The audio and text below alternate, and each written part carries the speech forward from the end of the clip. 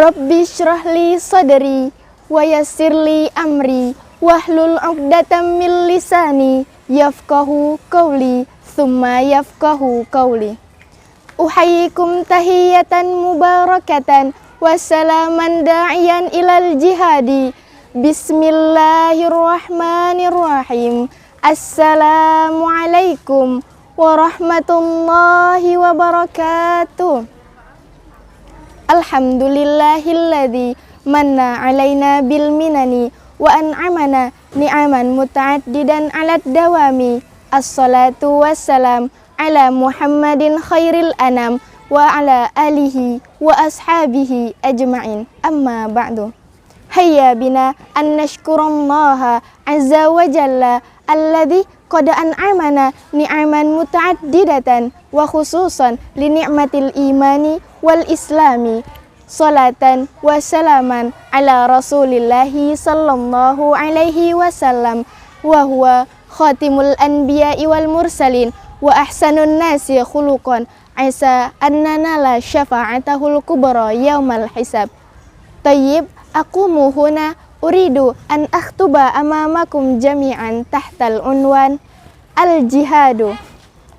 Ayyuhal ikhwan wal akhwat fil aqidah, i'lamu anna sa'adatal khalidata hiya sa'adatul ukhrawiyatu. La yablughul basharu illa ba'dal imani billahi wal jihadi fi sabilihi haqqal jihadi. Qul law kana al-bahru midadan li kalimati rabbi lanafida al-bahru qabla an tanfada kalimatu rabbi lanafidal bahru qabla an tanfada kalimatu rabbi. Assalamualaikum warahmatullahi wabarakatuh. Alhamdulillahi rabbil alamin. Allahumma salli ala sayyidina Muhammad wa ala ali sayyidina Muhammad, amma ba'd. Kawan-kawan, terima kasih sudah mau kembali mampir ke channel kami di Bang Sulai Official. Pondok pesantren adalah salah satu tempat terbaik menitipkan anak-anak menuntut ilmu yang insya Allah di pondok pesantren akan membentuk karakter anak menjadi anak-anak yang baik, bukan hanya secara rohani tapi juga baik secara jasmani.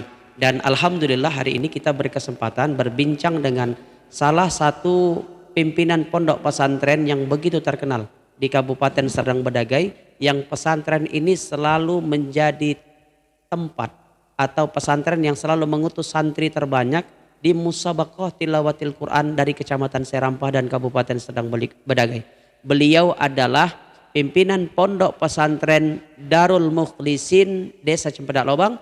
Kita langsung menyapa beliau. Beliau adalah Al-Ustadz Wasis Atmoswito MPD.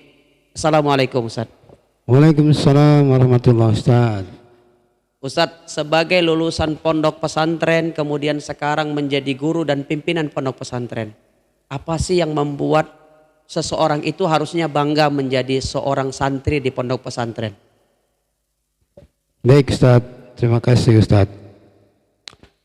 Hal yang pertama sekali menjadi kebanggaan seorang santri itu seperti yang disinyalir Rasul, innama bu'istu liutammima makarimal akhlak, kesempurnaan akhlak dan budi pekerti.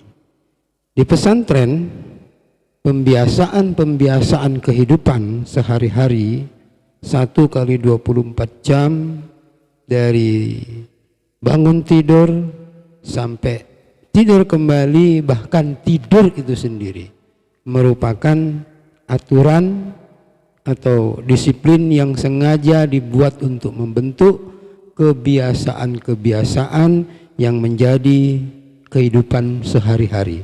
Tapi ada Ustadz, ada beberapa hal yang ditakutkan atau dikhawatirkan banyak orang tua ketika menitipkan anaknya di pesantren. Salah satunya adalah biasa ada kekerasan antara senior dengan junior ketika ospek atau ketika di asrama. Bagaimana pendapat Ustaz? Baik Ustaz. Kekerasan atau kekerasan fisik yang biasa menjadi mungkin momok Ustaz ya, atau ketakutan sebagian para orang tua. Di pesantren tidak mengenal istilah kekerasan fisik. Yang ada adalah ketegasan.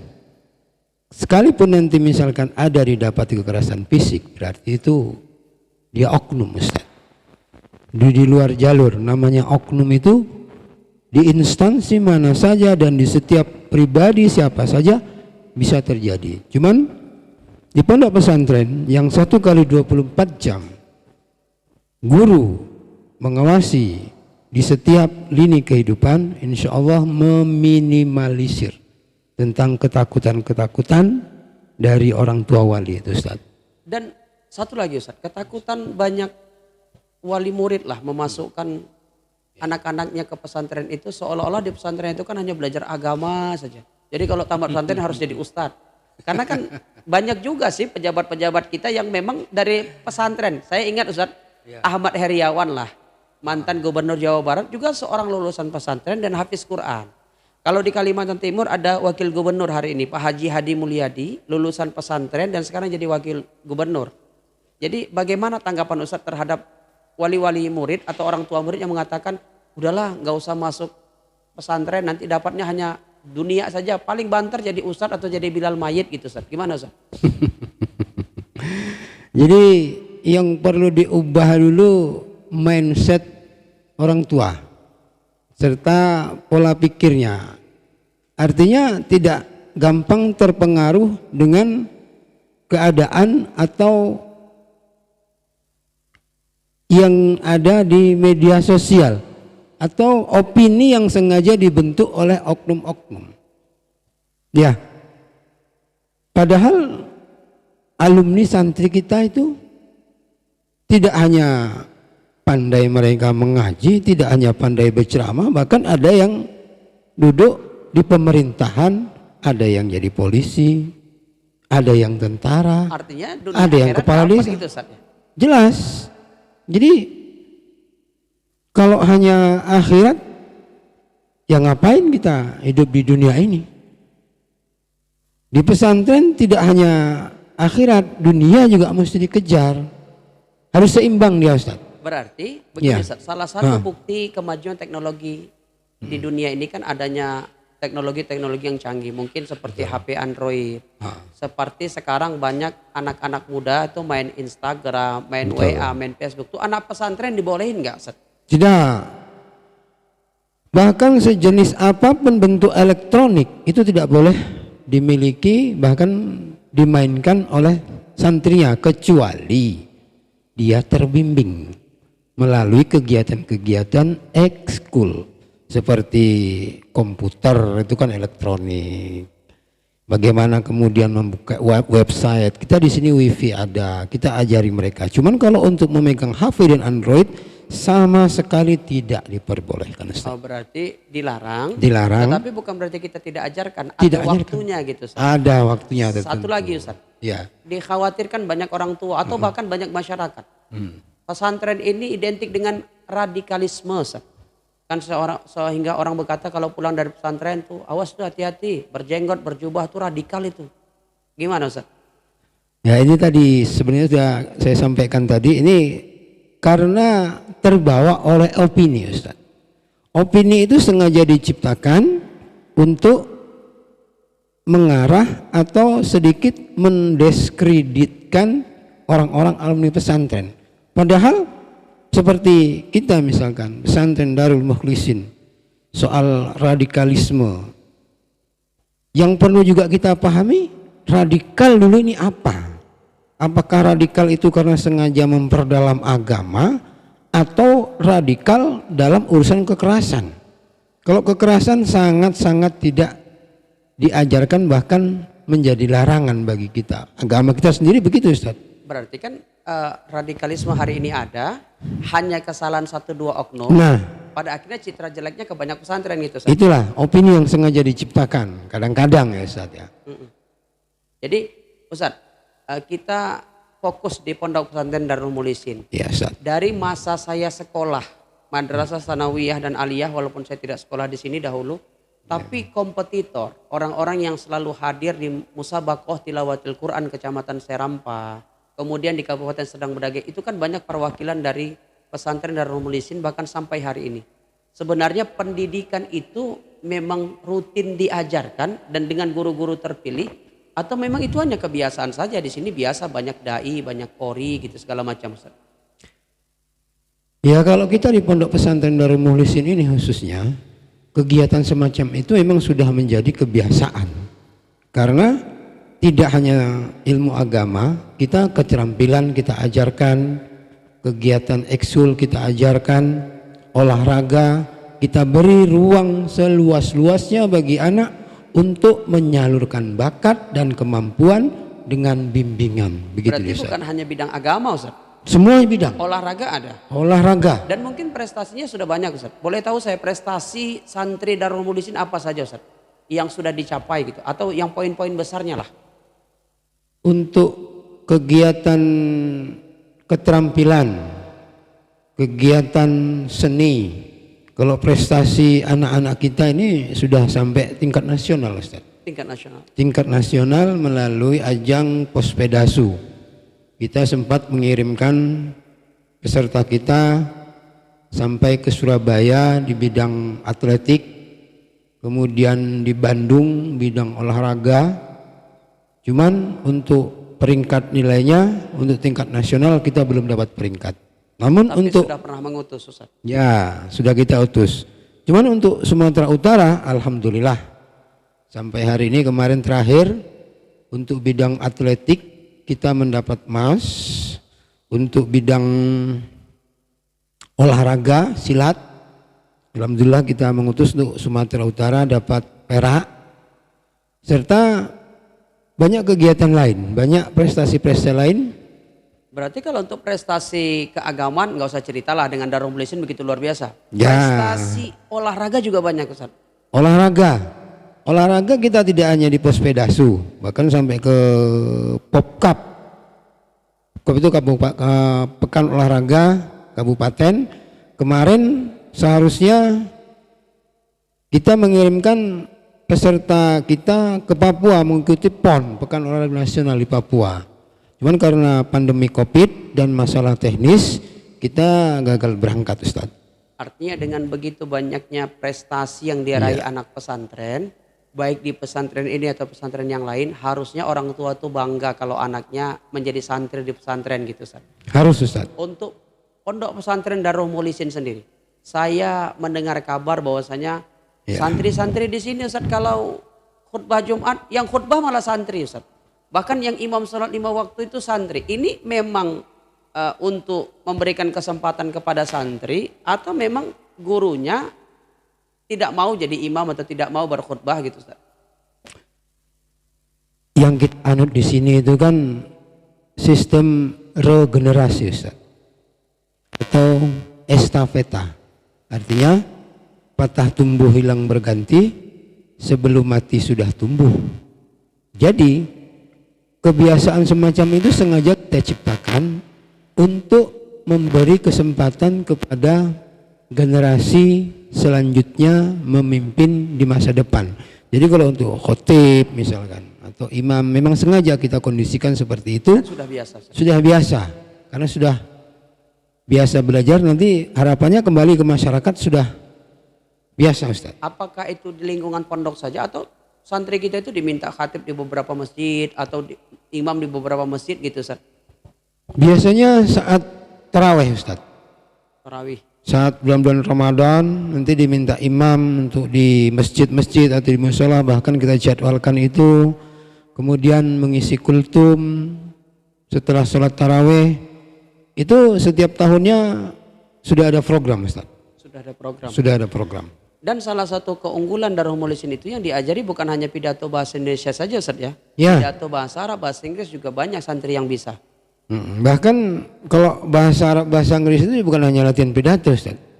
Oh, sehari-hari. Sudah percakapan sehari-hari, mereka memang wajib menggunakan bahasa Arab dan bahasa Inggris. Artinya memang mayoritas Ya. santri Darul Mukhlisin, terutama yang madrasah aliyah lah, sehari-hari bahasa Arab, bahasa Inggris, sudah fasih gitu Ustaz. Tidak hanya aliyah Ustaz, kita muliakan sejak dini.